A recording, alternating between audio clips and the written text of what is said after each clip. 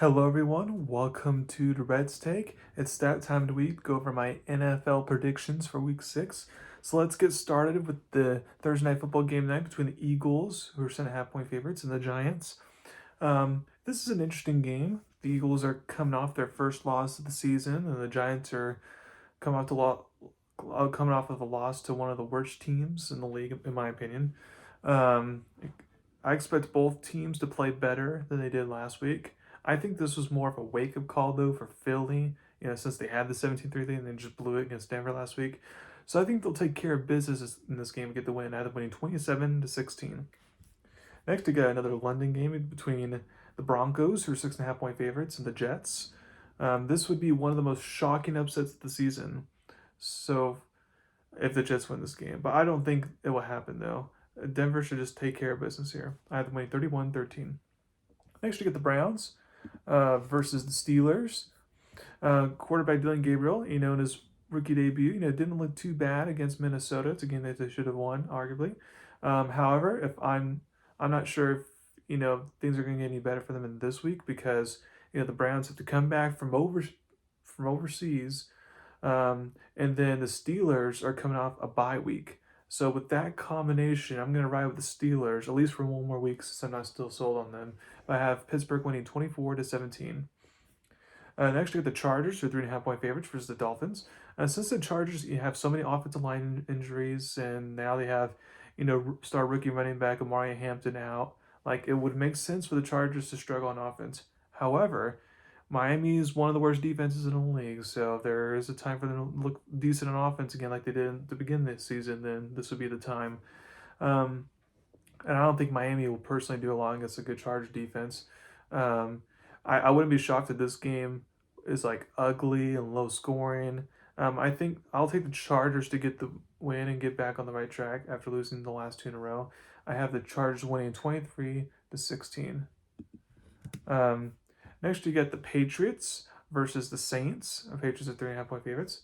So since the Patriots got a huge win last week, I can see them not playing as good as last week. For the Saints, since Spencer Rattler got his first win as a starting quarterback in the NFL, maybe they create some momentum. What really helped the Saints, though, was the 5 turnovers in a row that the Giants had against them. Now, the Patriots have already had a game where they had 5 turnovers, so it could be done, but assuming the Patriots just take care of the ball, then the English should get the win here. I have winning 27-20. Next, you got the Rams versus their 7.5 point favorites versus the Ravens. The Rams need to shake off their loss from last week. I know this, they should be 5-0, but they can't win every one possession game, and it is what it is, so they got to move on. Luckily for the Rams, this game shouldn't be a one possession game, assuming Lamar and all the other star players are out for the Ravens. If that's the case, then the Rams should take care of business. I'm winning 38-13.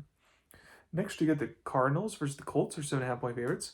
I think Arizona's epic collapse last week versus Tennessee will kind of break the team and prevent them from making the playoffs. Although if they win this game, then that'll prove me wrong.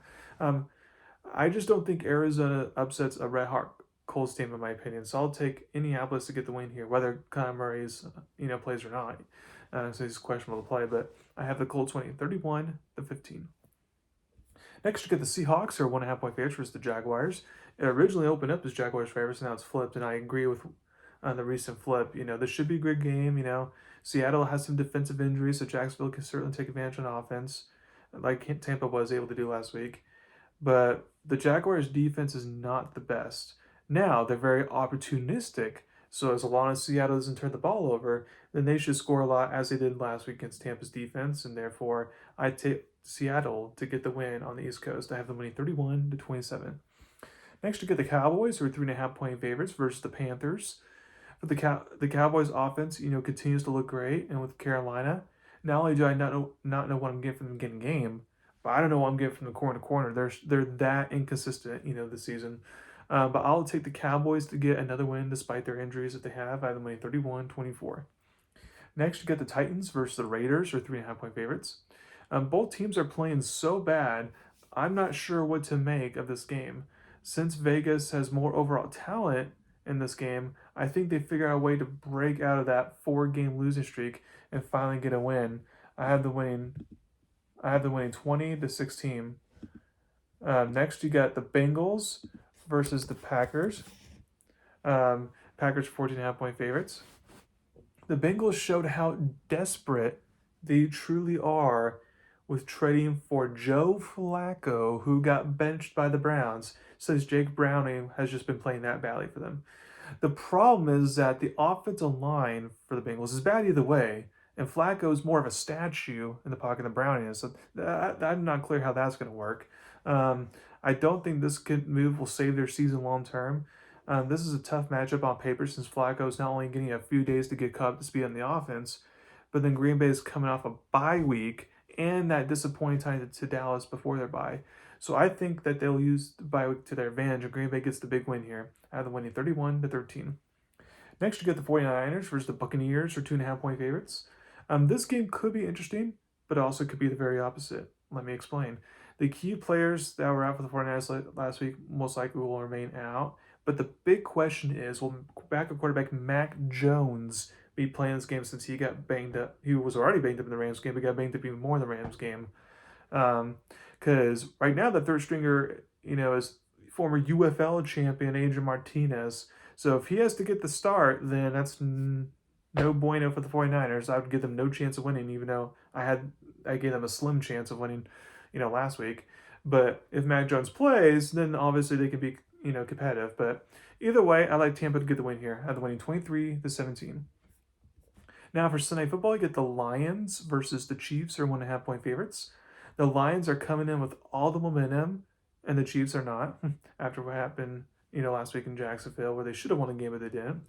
The logical side of me says the Lions should continue their 4-game winning streak.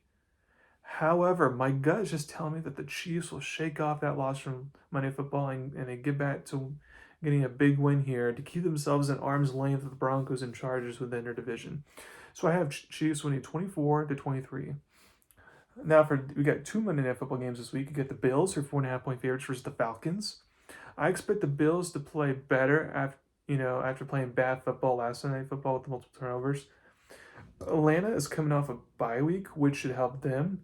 I think one of the big things to watch out for in this game is the Falcons' rush offense versus the Bills' rush defense, because we know Atlanta's going to want to run the ball, and the Bills' run defense hasn't been great all year.